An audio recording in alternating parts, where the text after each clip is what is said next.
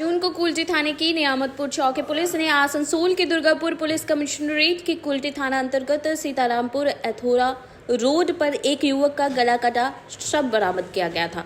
इस घटना से भारी सनसनी फैल गई। मृतक युवक की पहचान जमूरिया थाना अंतर्गत निगाह निवासी जो देव ज्योति सिंह के रूप में हो गई है। इस घटना की सूचना तब मिली जब परिवार ने लिखित शिकायत दर्ज कराई कि देव ज्योति की हत्या कर दी गई है।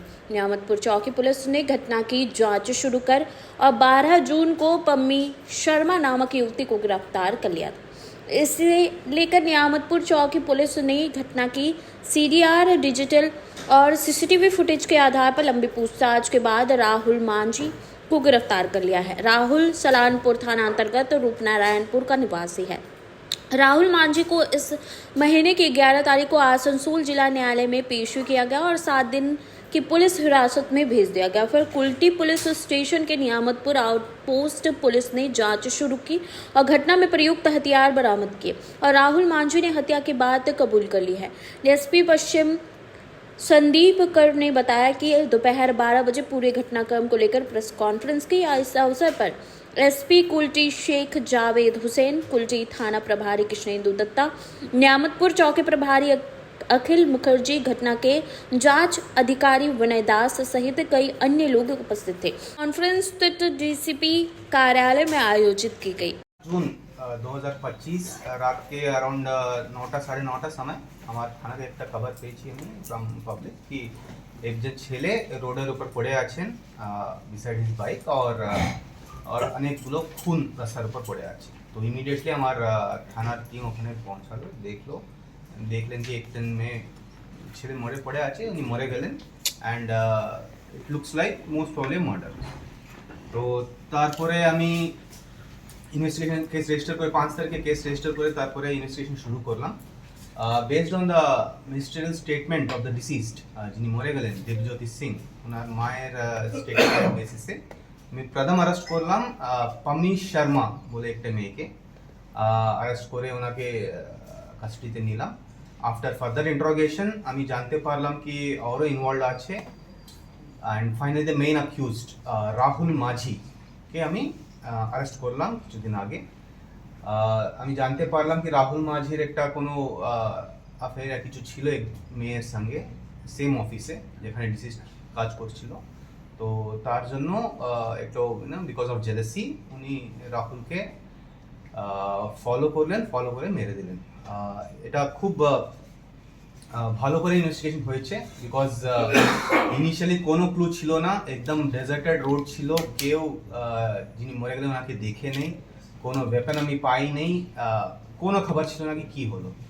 তারপরে এক্সটেন্সিভ ইনভেস্টিগেশন করে আমি জানতে পারলাম কি একটা ছেলের বাইকে একজন ফলো করলেন এথোরা, ওনার অফিস যেখানে আছে এথোরা থেকে পুরুলিয়া ফলো করলেন, পুরুলিয়া থেকে আবার এখানে এথোরা ফলো করলেন।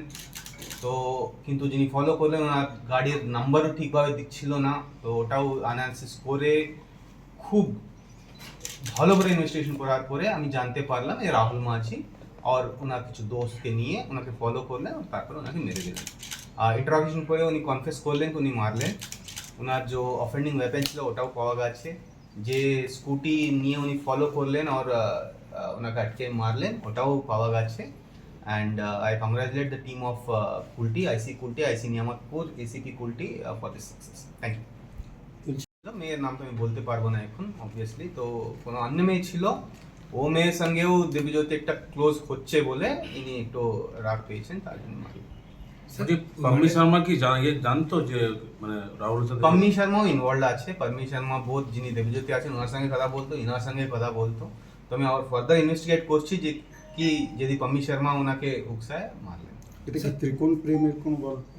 ত্রিকোণ প্রেম নেই, এটা পুরো অ্যাফেয়ার আছে, আপনি প্রেমও বলতে পারেন। ঠিক আছে স্যার, ইনি ছাড়া কি আর কেউ ছিল মার্ডারের কেসে? আর ওনার 2 জন ফ্রেন্ডস ছিল, ওটাই আমি ইন্টারোগেট করছি। ওনার নাম পাওয়া যাবে, ওনাকে অ্যারেস্ট করে দেবেন। পাম্মি কিভাবে ইনভলভ এই ঘটনাটার সঙ্গে ছিল? দেখুন, যেটা আমি বললাম ইনিশিয়ালি কোনো ক্লু ছিল না। Based on the ministerial statement of the ডিসিজ mother, যিনি মরে গেলেন ওনার মা অফিসিয়ালি একটা মিনিস্ট্রিয়াল স্টেটমেন্ট দিলেন কি পম্মি শর্মা ইনভলভ আছে, তো তার জন্য ওনাকে অ্যারেস্ট করলাম।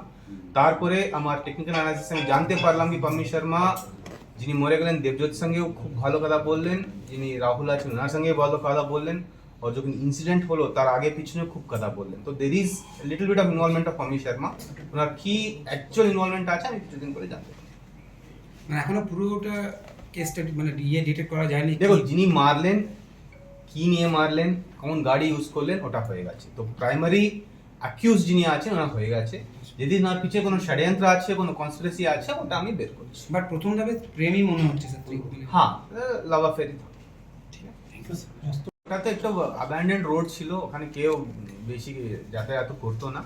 না, রোডটা অ্যাবান্ডন নয় কিন্তু। অ্যাবান্ডেন্ড না, রোড ছিল কিন্তু কেউ দেখে নেয় ওনাকে। মানে ছেলে ওখানে পড়েছিল অলমোস্ট আধা ঘন্টা, হি ব্লেড আউট। মানে যেটা আমি দেখতে পারলাম কি ডিপ কাট ছিল না, ঠিক আছে। উনি একদম মেরে চলে গেলেন। উনি মরে গেলেন because of bleeding out, not because of any জোর করে মারলেন তার জন্য মরে নেই, ব্লিড আউট হয়ে মরে গেলেন। তো রাস্তার পর বেশি যদি কেউ থাকতো, আমি ইনফরমেশন আগে পেতাম, তো উনি he would have been alive now, ঠিক আছে।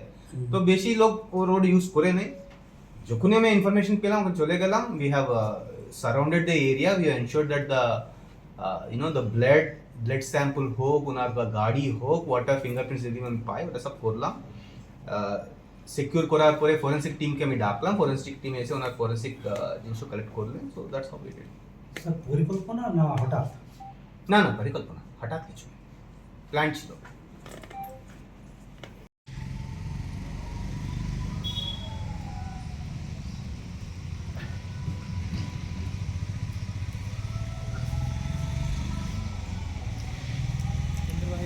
आ गया।